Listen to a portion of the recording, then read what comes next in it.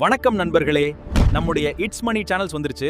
சமுதாயத்துல பெரிய தாக்கத்தை ஏற்படுத்துற முக்கியமான விஷயங்களை பத்தி நாம தினமும் பேச போறோம்.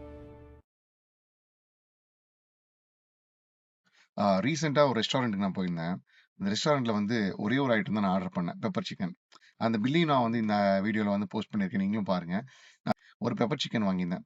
அந்த பெப்பர் சிக்கனோட ரேட் வந்து பார்த்தீங்கன்னா, 171. அதுக்கு பார்சல் சார்ஜஸ் வந்து ரூ. 19 போட்டிருந்தாங்க. இது எல்லாத்துக்கும் சேர்த்து ஜிஎஸ்டி 5%. ஸோ டோட்டலா வந்து பார்த்தீங்கன்னா, ரூ. 199.50 வந்தது.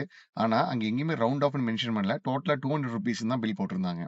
ஸோ இத பத்தி நான் பில் பண்ற அந்த கேஷியர் பையன்கிட்ட கேட்டேன். "தம்பி இந்த மாரி நான் வாங்குனது ஒரு ஐட்டம். இதுக்கு வந்து ₹20 நீங்க வந்து சார்ஜஸ் போட்டிருக்கீங்க. ஐ மீன் ₹19 நீங்க சார்ஜஸ் போட்டிருக்கீங்க.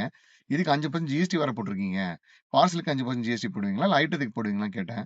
"இல்ல சார் எங்களோட பில்லிங் சிஸ்டம் இப்படிதான். அ பார்சல்னாலே ரூ. 20 தான் சார்" அப்படின்னேன். "நான் உங்க மேனேஜர்ட்ட பேச முடியுமா?" அப்படின்னேன். உடனே மேனேஜர் வந்தாரு.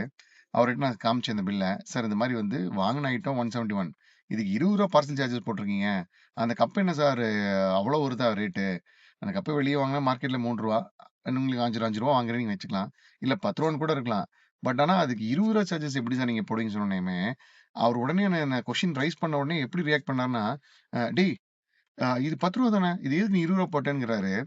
எனக்கு புரியல. பில்லிங் சிஸ்டம்ங்கிறது ஒரு பில்லிங் சாஃப்ட்வேர் இருக்கும். அந்த பில்லிங் சாஃப்ட்வேர்ல நீங்க வந்து ஆல்ரெடி ஃபீட் பண்ணியிருப்பீங்க. மேபி ஐட்டங்கள வந்து நீங்க கோட் குடுத்து போடுவீங்க. பார்சல் சார்ஜஸ் காமன் நீங்களே உங்க வாயில சொன்னீங்க. ஆனா அதுக்கப்புறம் இத எப்படி நீங்க மாத்துவீங்க? இந்த கொஸ்டின ரைஸ் பண்ண உடனேயுமே, அந்த மேனேஜர் சொல்றாரு, "நீங்க வேணா ரூ. 10 கம்மியா பே பண்ணுங்க சார்" அப்படின்னு. நான் சொன்னேன், "ரேட் வந்து ரூ. 10 கம்மி, எச்சுங்கிறது கிடையாது. உங்க பில்லிங் சிஸ்டத்திலேயே தப்பு இருக்கு. அத நீங்க பார்க்கணும். ஐட்டத்துக்கு தான் 5% ஜிஎஸ்டி பே பண்ண முடியும். பார்சல் சார்ஜஸ்க்கு 5% நான் ஜிஎஸ்டி பே பண்ணணுமா? அதுவும் நீங்க வாங்குறீங்கல்ல, வெளிய தானே வாங்கி என்கிட்ட விக்கிறீங்கல்ல. அதுக்காக ரூ. 20 நீங்க வாங்கிடுறீங்கல்ல.